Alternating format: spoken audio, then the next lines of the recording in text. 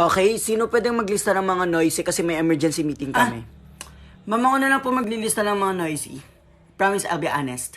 Okay, sige, ikaw na, Ralph. Bye, ma'am! Ingat! Bye! It's my time. Wal magsalita. Wal magsalita.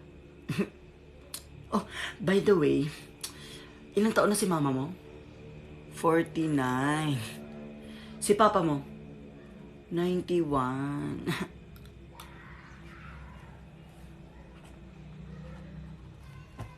Okay. Thank you.